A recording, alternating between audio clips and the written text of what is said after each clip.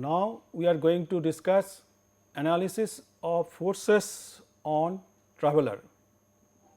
You know that traveler runs on the ring and there is a loop of yarn which is passing under the traveler, and from the traveler it goes on the bobbin. The other end of the yarn is actually going to the nip of the front roller. So, that loop of yarn starting from front roller to the lappet guide, and for the lappet guide there may be balloon control ring in between, and then it passes through the traveler and from the traveler to the surface of the bobbin. That is the path of the traveler. And when the traveler runs on the ring, which is basically a kind of track for the traveler, there are a lot of forces which will be acting on the traveler, and you are interested to know what are these forces and what is the implication of those forces on the spinning process. So, let us look at the diagram first. The blue circle that you see, this is indicating the ring. Then within the ring we have the bobbin, this is the bare bobbin, and then there is another circle where the color is yellow, it indicates the yarn which is wound on the bobbin. Now, here we have a traveler, this is our traveler. Now, the yarn that exists in between the traveler and the bobbin surface, here what happens? This is the yarn connecting the traveler to the surface of the bobbin. So, as the bobbin rotates, this loop, this yarn is under tension because it has to drag the traveler, and therefore, the yarn will be under tension, and let us say the tension which is acting on the yarn is represented by F w.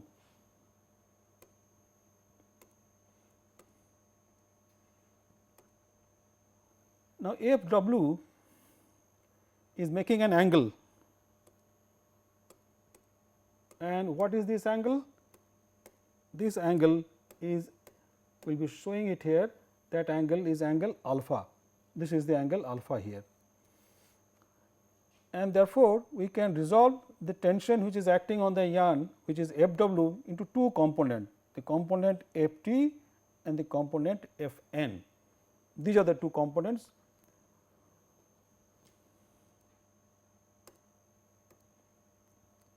Now, we can say that what are the different forces which are acting on it. So, one is the F w, which is the winding tension on the traveler, this tension is acting. Then there is a frictional force F r, which is also acting on the traveler, because the traveler is turning at a high speed, there is going to be a centrifugal force on it, which is F c as shown it here, and the another component of F w which is acting radially inwards, that is what is F n, and that is the force normal to the ring, but this force is also basically acting on the traveler. And another force which acts is the gravitational force of, that is the weight of the traveler, which is also acting on the traveler. So, traveler is subjected to different forces F w resolved into two components F t and F n, and then we have F c, and we have also F r, where F r is the frictional force.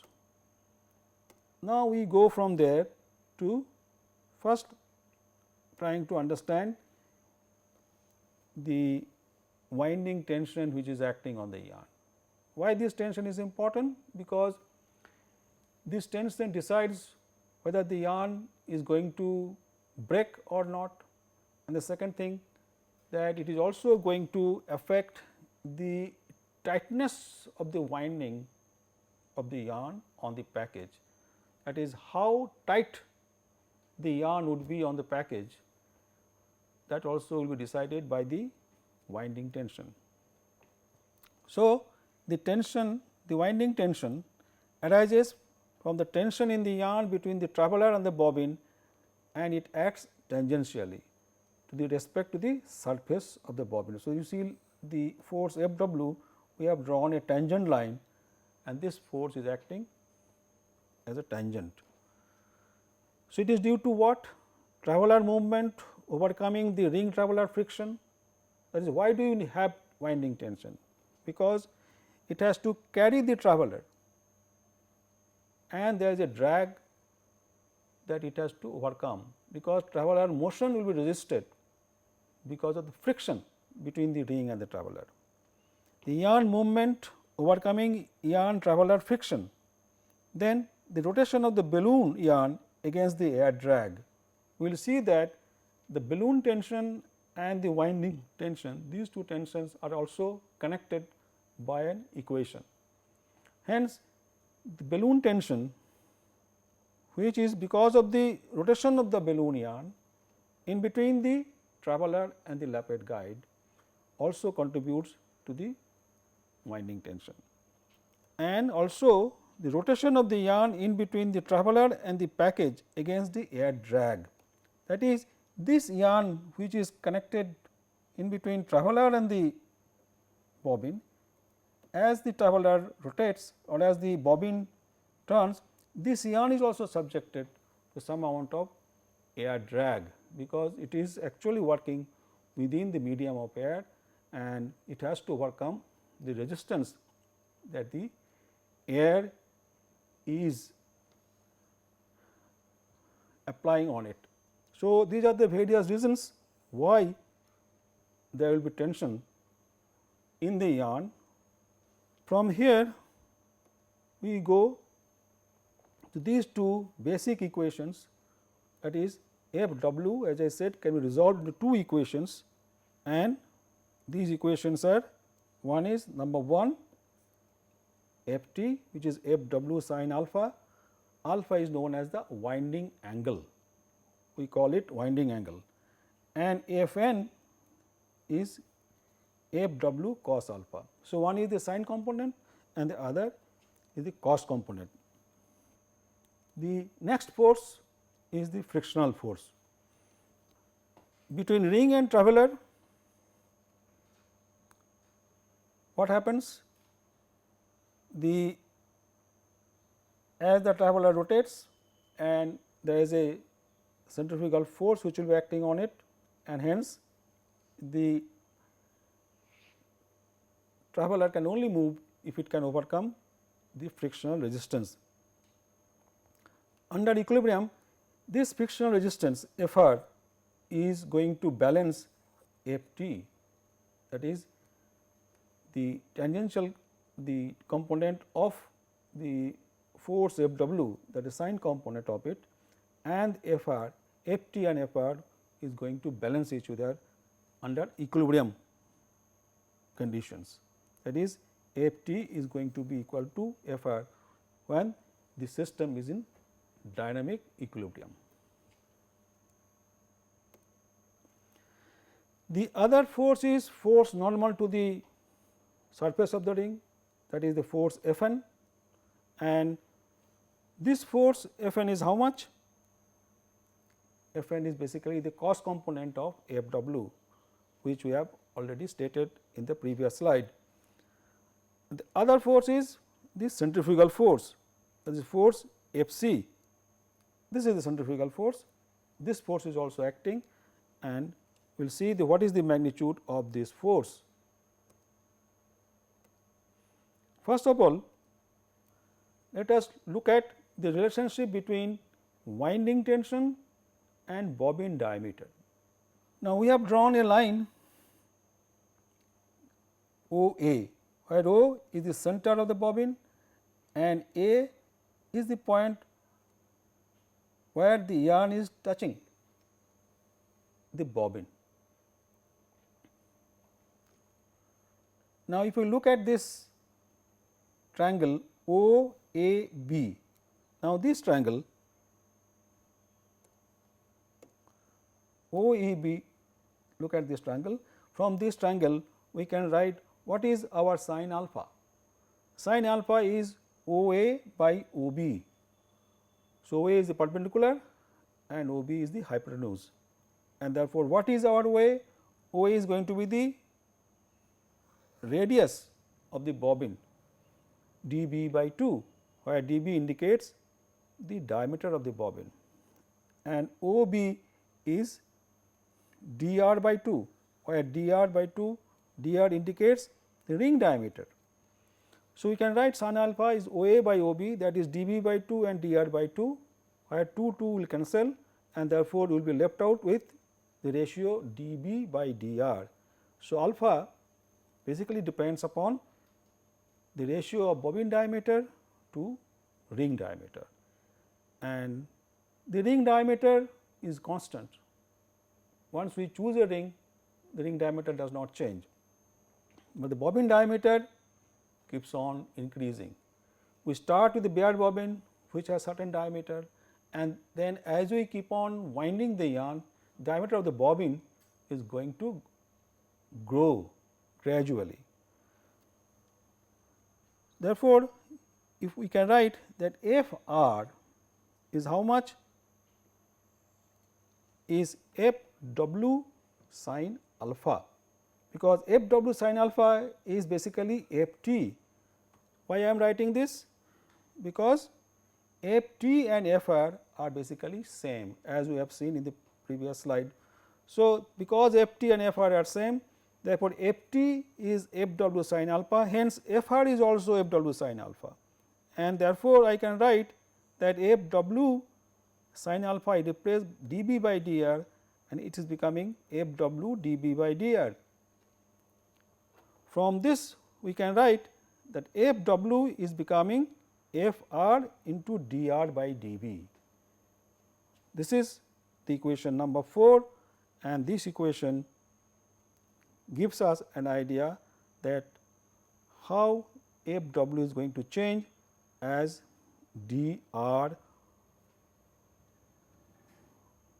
remains constant, but dB is changing, and therefore, we can expect F w to change. Now, F r generally remains practically constant, the kind of speed at which we operate, and the F t and F r remains fairly constant, and have therefore, from here we can write that F w is basically becoming inversely proportional to 1 upon diameter of the bobbin, because F r is practically constant, dr is also constant, and have F w is inversely proportional to diameter of the bobbin. That means, the winding tension F w keeps on changing.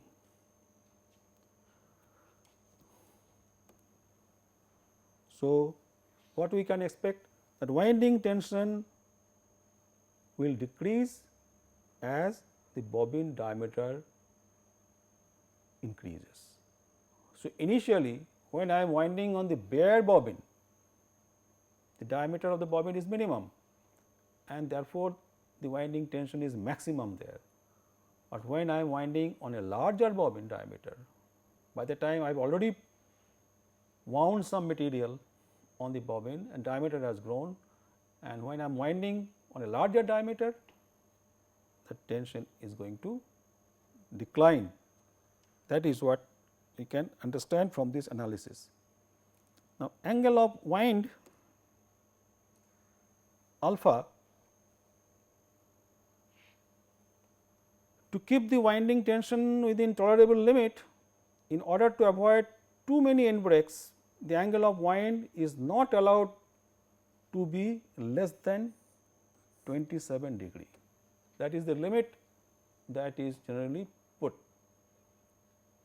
If the angle is less than 27 degree, we would expect too many end breaks during spinning operation. The kind of yarn that we spin and the strength that the yarn has the spinning will not be commercially viable because of too many breaks if the angle of point is less than 27 degree.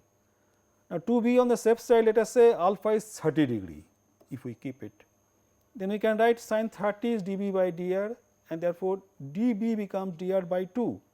That means, diameter of the empty bobbin dB, the smallest diameter should be half of ring diameter. That is how we can decide for a given ring what diameter of the ring bobbin we choose. I am saying about the empty bobbin part only. Otherwise, if we want to use a bobbin which is still smaller, then alpha is going to be less, and therefore, winding tension is going to increase. As a result, too many breaks we will encounter. That will be the consequence. So, the limit of alpha is 27 degree, but to be on the safe side we can keep it around 30 degree. But if it is more than 30, there is no problem. So, 30, 35 or anything, any value more than 30 is always good, but the why do you want to keep it at the threshold limit? Because we want to increase the quantity of yarn in the bobbin, and therefore, if we use a smaller diameter bobbin, we can put on more yarn on it. However, as I said, there is a limit to the minimum bobbin diameter that we can go, and if we cross that limit, then we will encounter too many breaks and we will not be able to spin at all. Now, we go to the centrifugal force and frictional force. Centrifugal force, we all know the formula of centrifugal force, you have all studied at your school level also. And what is this formula? Formula is stated in equation 5, that is, it is always m r omega square f w sin alpha. And what is f r? As we have discussed in the previous slide, we are putting these values here, and from there if we simplify, that is, we bring f w part on the left hand side and then we take f. After doing this, then we are writing, we are actually ignoring this part. Why you are ignoring? This is because the mu f w cos alpha is too small in comparison to the sine component, and therefore, if we ignore this, then f w sin alpha is going to be equal to this mu m dr by 2 omega square, and therefore, f w is going to be mu m dr omega square by 2 into sin alpha. That is going to be the winding tension. So, you can find out that what are the parameters which are important to affect the winding tensions, and parameters are mu, m, dr, omega and alpha. So, we can find out now the winding tension in terms of traveler's rotational speed. Instead of the speed expressed in terms of radian per second, if we want the rotational speed with which we will be mostly familiar, then we can write f w is going to be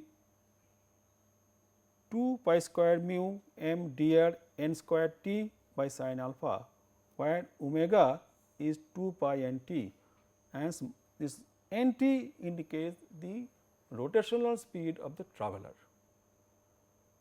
and therefore, this equation can be changed into as shown in equation number 9. So, omega is basically replaced by n t, and as a result what we get? We get an additional constant factor pi, which is there in this equation. Now, we may be interested to write this equation in terms of spindle speed. because we know that the traveler speed and spindle speed, the differences are very low. So, for all practical purpose ns and nt can be considered to be almost equal. In that case, what we can write? The same equation we can write, we replace n square t by n square s, that is the only change here. We do this, rest of the things remain same.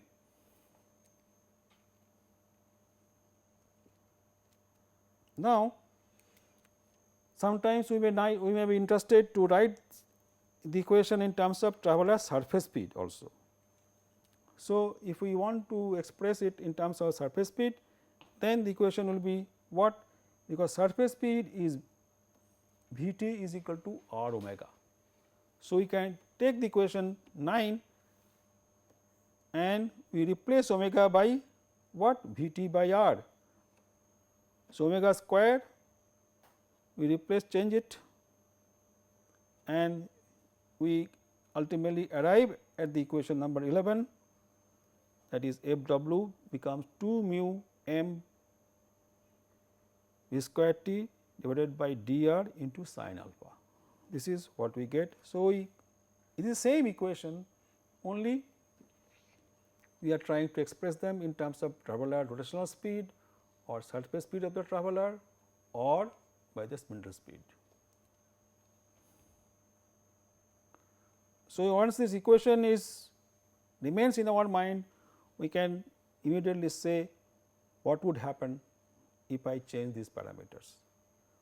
Like if I change the mass of the traveler, if I use a heavy traveler, the winding tension is going to increase, because F w is directly proportional to m. So, heavy traveler means more tension in the yarn, and therefore, if it exceeds the strength of the yarn is going to break. So, very heavy traveler we may not be able to use. Similarly, mu is the coefficient of friction between traveler and ring. Therefore, what happens when the traveler burns out? Then there is a change in mu value between the traveler and the ring. This mu is the dynamic coefficient of friction, we have to remember, between ring and traveler.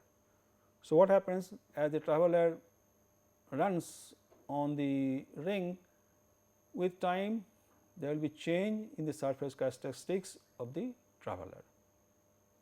In a time will come when the traveler will reach almost its life, and by that time what will happen? The mu value between ring and traveler changes, it actually increases, and therefore, we start encountering more and more breaks as we are going or reaching the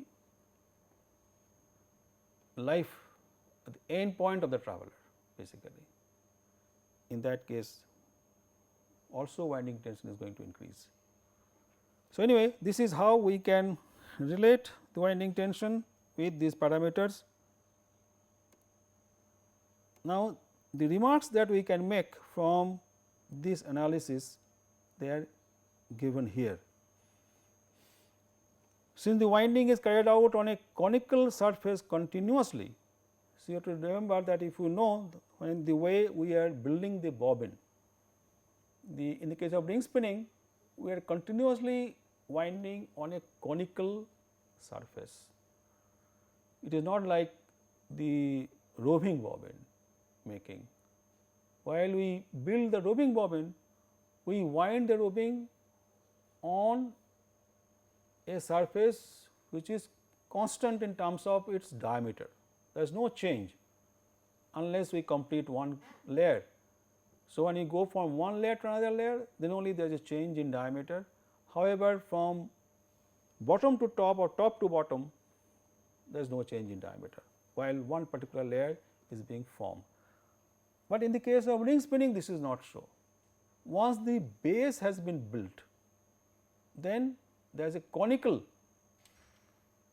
face that gets created, and the yarn is then wound on this conical surface continuously, and we reach the top end of the bobbin. So, we are continually actually winding the yarn on a conical surface, and therefore, bobbin diameter continuously changes, and as a result the alpha value, this alpha value is going to change. The alpha is the winding angle. See, this conical part on which we wind, it is known as chase. We say chase length is so much, and chase has a shoulder and a nose. If we draw this, it will look like this, that is a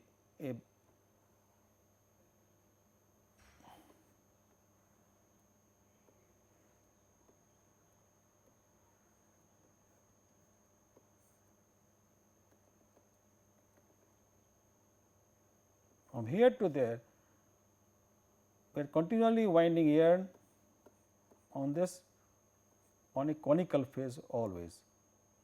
So, this is known as the chase, and this is the nose part of the chase, and this part where the diameter is maximum, we call it shoulder. So, this is basically our shoulder.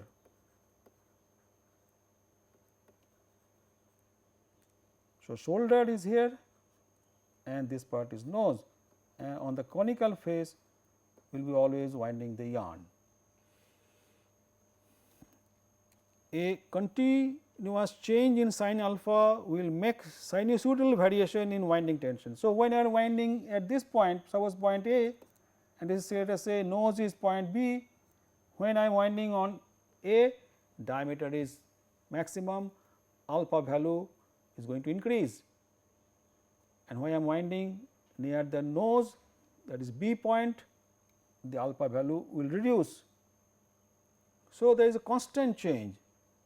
So, if this is the bobbin, bare bobbin diameter, it is going to come here. So, this change in the winding on diameter means there is changing winding tension, and the winding tension will change in this fashion as depicted in this graph, that we will get a gradual rise in tension and it will fall, again rise and fall. And what is this part? This part is the while winding near the chase. So, gradually tension will rise as the ring rail is going up, we will reach the maximum value, and then it will again go down when the ring rail is going down and you are close to the shoulder part of the chase. So, from going from nose to shoulder and back to nose again, we will find a change in tension in a cyclic manner, as has been depicted in this diagram. The other thing is the frictional force F r undergoes small variations and considered to be practically constant. Component F t, that is this component, also remains fairly constant.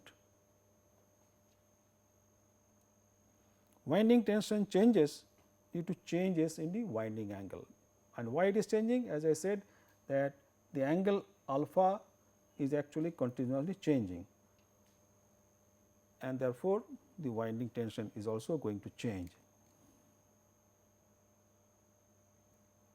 Okay.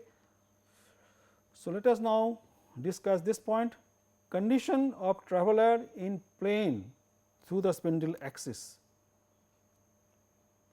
Look at these two diagrams now.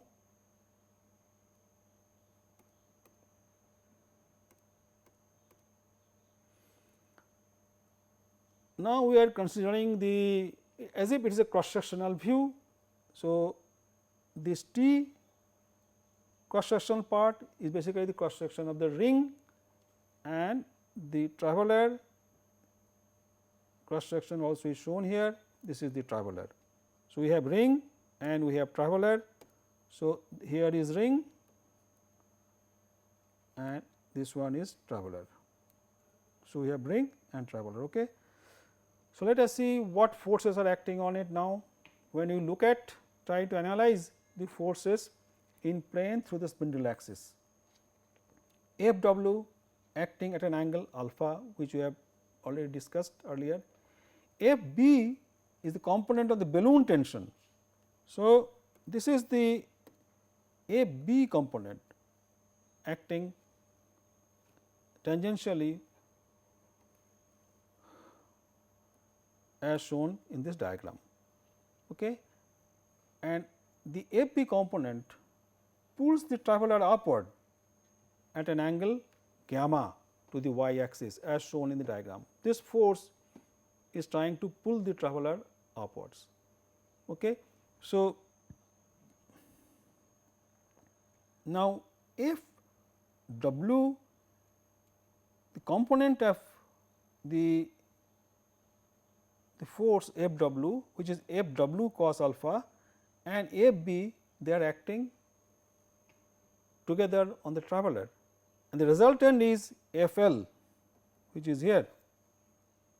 So, the resultant of F w and F b is F l, and F l is angle is acting at an angle delta.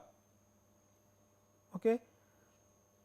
And what is the what F l is going to do? The F l is will draw the traveler upwards as a result of this. So, F b and F w cos alpha are acting on the traveler, the resultant is acting, which is F l at an angle delta, and this force is going to pull this black circle is indicating the yarn. So, this is you have to imagine this to be a yarn cross section. So, this is going to be pulled because of the F l. So, as the ring rail will go up and down, the angle delta is going to change, because F w cos alpha and F b both are going to change as with the upward and downward movement of the ring rail. The other force, as we have discussed it earlier, F c is the centrifugal force only acting on the traveler also, and F n is going to be the normal force, that is the force which is normal to the ring. This is the force which is normal to the ring. So, at constant traveler speed, forces F t, F c and F n are in equilibrium. That is when the speed is constant and the machine is running, the forces F t, F c, F n are in equilibrium. The forces F w and F b and the angle delta, that is this force and the angle delta are subjected to substantial variation during ring rail movement.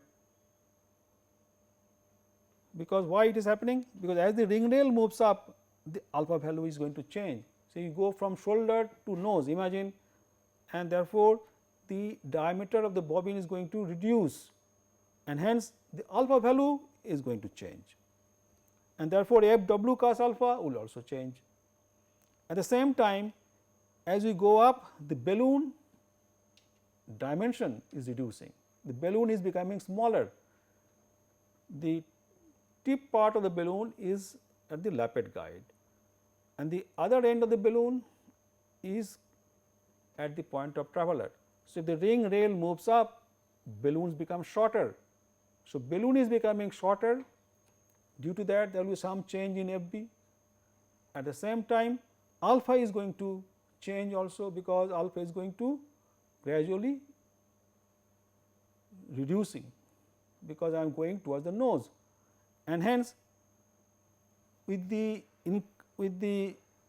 upward and downward movement of the ring rail, both F b and F w cos alpha, both of them are going to change, and therefore, F l is also going to change simultaneously, because F l is the resultant of F b and F w cos alpha, all right.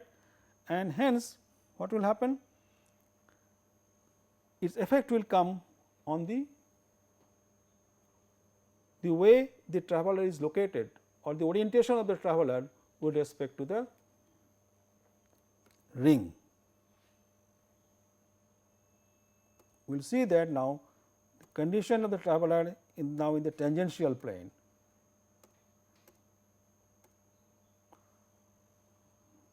If we sit from the other plane, tangential plane, the yarn does not run absolutely vertically. You look at this balloon yarn, actually the yarn is inclined. It is in a 3D space. Why it is inclined? Because the yarn has to overcome the resistance of the air, and therefore, the yarn will be slightly inclined. It is not absolutely vertical. It follows a curved path due to resistance created by the balloon rotation. The balloon tension F b is actually inclined upwards at an angle, this tension. Balloon tension can be resolved in two components, F a and F y. F y presses the traveler upward against the ring. So, this force F y will try to pull the traveler up against the ring, and F a will act as a restraining force on the traveler. That is the net effect of F a will be, and F y is going to actually pull the traveler up. F a being relatively small, we can ignore the component F a, whereas F y is little larger. Air resistance on the traveler also can be ignored, because as the traveler runs, obviously traveler is there is a resistance to the movement of the traveler not only from the ring, but also from the air, because it is moving in the medium of air. But the resistance to the air we can always ignore. In comparison to other forces, this force will be very little, because cross-sectional area of the traveler is very little. It is very tiny ring in the which is basically bent in the form of a ER ring.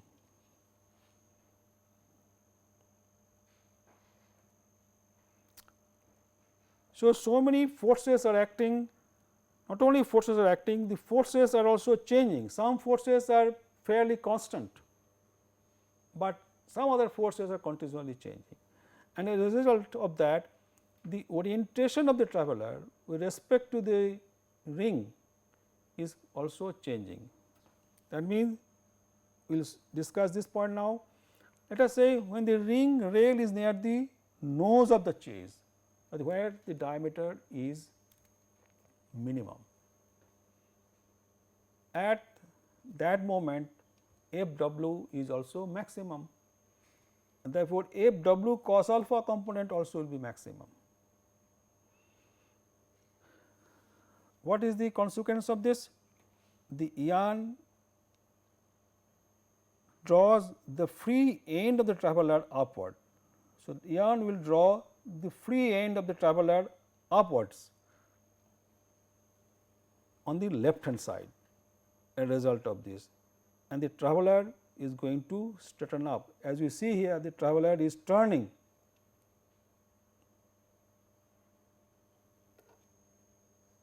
Because this component has increased in magnitude. So, angle delta is going to be less now. This is more, being more, the resultant will be not the angle that the resultant makes with F w cos alpha is going to be less, and as a result of this, the yarn is going to pull the traveler, and the traveler is going to tilt the way it has been shown in the diagram. The other extreme end is when the ring rail is near the shoulder of the chase. At that time, that opposite action is going to happen, because at that moment f w is going to be f w cos alpha is going to be minimum now, because I am winding near the shoulder, and therefore, this yarn it will be shifting towards the middle of the traveler, and as a result it is going to turn in the anti-clockwise direction. In the previous case, the turning was in the clockwise direction, and in this case the turning is going to be in the anti-clockwise directions. So, that means, while the traveler is running on the ring, its orientation with respect to the ring is not constant. Its orientation is continuously changing. So, that flexibility we have to keep in the traveler. That means, that has to be some play between the traveler design and the ring on which it fits. It cannot be a tight fit situation. In that case, the yarn will not be able to tilt the traveler at all. Because of the forces which are acting on the traveler is continually adjusting itself in order to balance, and that is a positive feature of the design part of the traveler and the ring. And without that, probably the yarn will finally break, because if I do not allow the traveler to tilt at all, the forces will increase and the traveler might, the yarn might break. So, in a way, traveler is continually adjusting itself. There is change of speed of the traveler, and there is change of orientation of the traveler.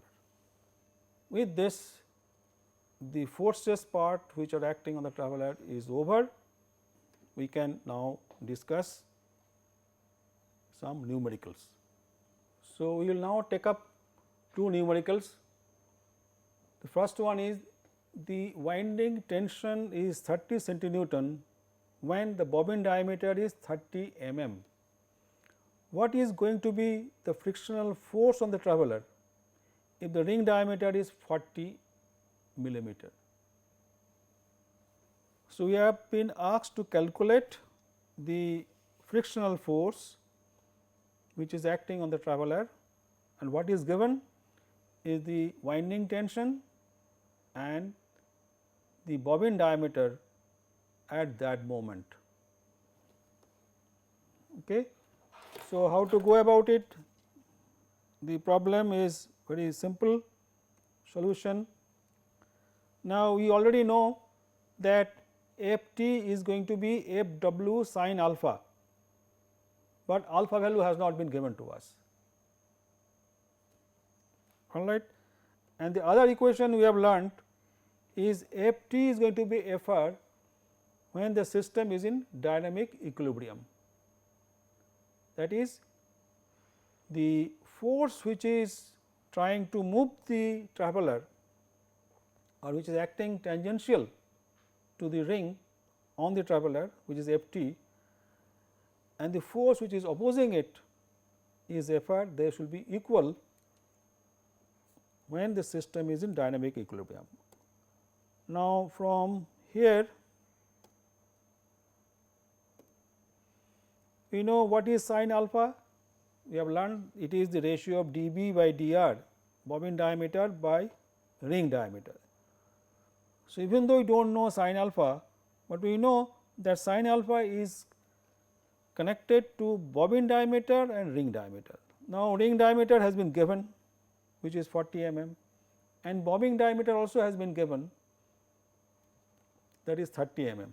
Therefore, we can write f r, which is equal to f t, and f t in turn is f w sin alpha. So, and sin alpha is in turn dB by dr. So, we can write f r is going to be f w dB by dr.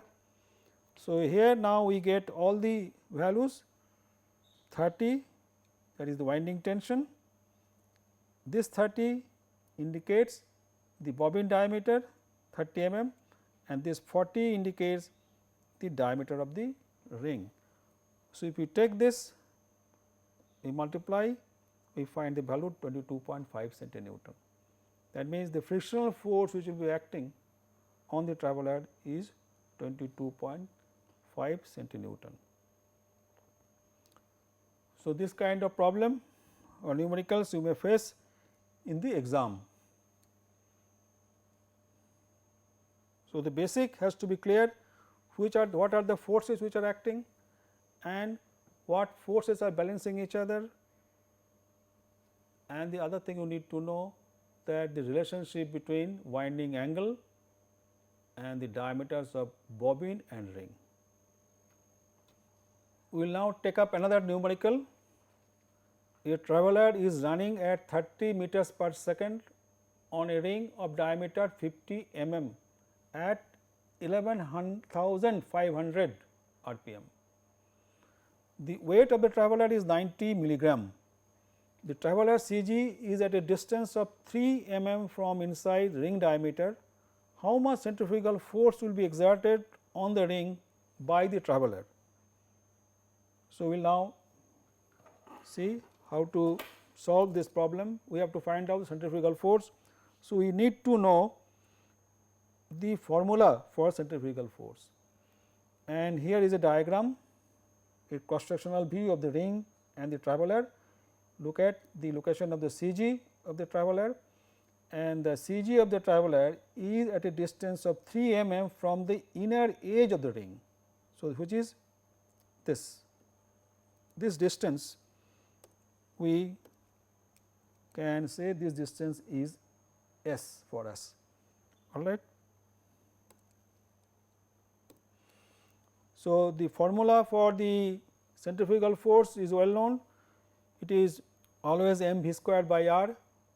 So, in this case what we have written, m we have written as W by G, W is the weight and G is the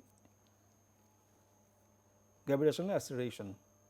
So, that is a W by G, V is the velocity, that is at which the traveler is running, not the angular speed, but its linear speed, and the R is we have calculated based on this, that is what is the ring diameter, that is 50 mm given, and as stated here that this CG of the traveler is at a distance of 3 mm from inside ring diameter.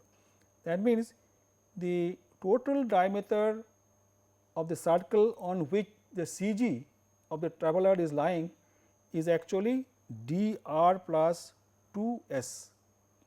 So, we are writing dr plus 2s divided by 2, that gives me the radius of that circle on which the CG of the traveler is lying, and hence the centrifugal force formula becomes 2 W v square by G into dr plus 2s. Now, let us see what are the parameters which are given here. Diameter of the ring is given, which is 50 mm, and that makes it 0.05 meter. We convert it into meter. W is the weight of the traveler, which is in milligram, and S the distance as shown here is 3 mm, that is 0.003 meter. So, centrifugal force formula is now we apply. So, we substitute the values and what we get, 2 into W, W we have to convert into gram first and then to kg. So, conversion to gram divided by 1000, from gram to kg we have to divide by another 1000. So, therefore, we find 1000 into 1000 below the figure 90, and the velocity is 30, therefore, it is 30 square. So, if we substitute these values, we get a figure 0.295 kg, which is equivalent to 2.891 Newton. That is the centrifugal force, which is a tiny traveler of only 90 milligram in weight, not even 1 gram. It is applying a force of almost 0.3 kg. So, what is could be the ratio of the centrifugal force to weight of the traveler? So, if we take the ratio, we take the force 0.295 kg, we write it in terms of gram here, and then also we write the weight of the traveler in gram, which is 0.09, and if we take these two, take the ratio of these two, we get a figure 3278. Just imagine a figure. That means, the tiny traveler is applying a force which is more than 3000 times its own weight. That kind of force the traveler is actually exerting on the ring. 3278 times in the present case. So, it will be always somewhere close to 3000, maybe slightly less, maybe slightly more. So, that kind of force the traveler can generate, which is 3000 times its own weight, and the traveler is still surviving.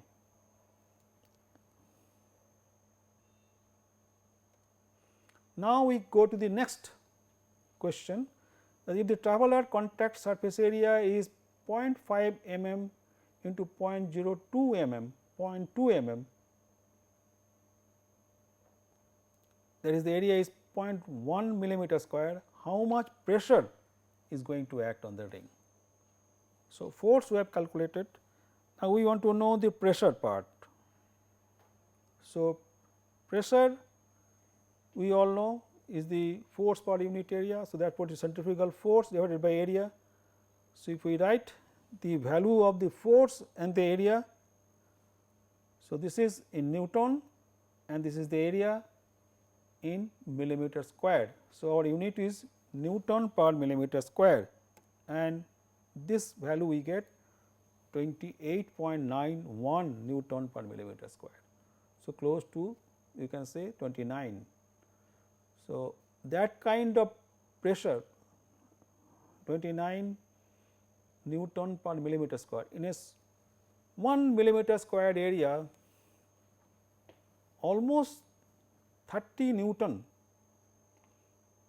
force is acting. Now, if you Newton, if I convert it to, let us say, we know that 10 Newton is close to 1 kg roughly, on an average you can say roughly, exact figure is 9.81 Newton is 1 kg. So, that means, if I divide this value by 10, I get a figure 2.89. So, 2.89 kg per millimeter square is the pressure.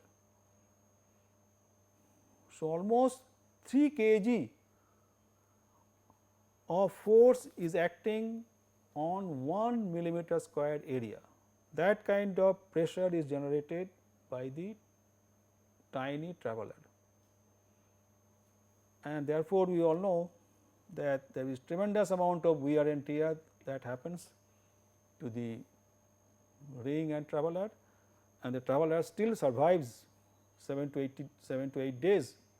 Generally, sometimes you can go up 10-12 days also, depending upon the quality of the traveler. It has a life which could be a week or maybe 1.5 week when it is running 24/7, and a ring life could be 2 years, 3 years.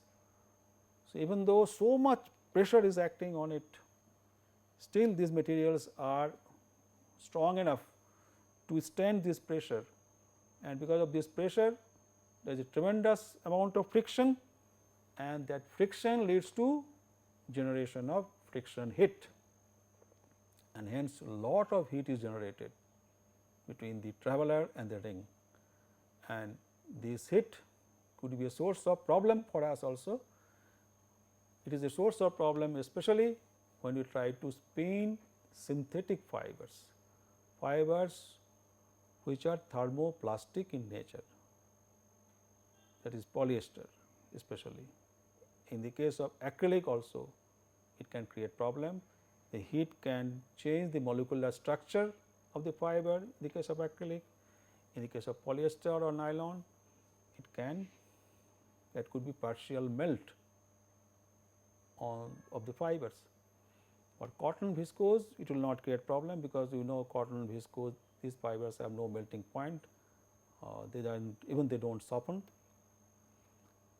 But this is what is going to happen. Therefore, there is a lot of metallurgical research is involved in the ring for development of the right material for the ring and also for the traveler. So, with this we close today's session. Thank you.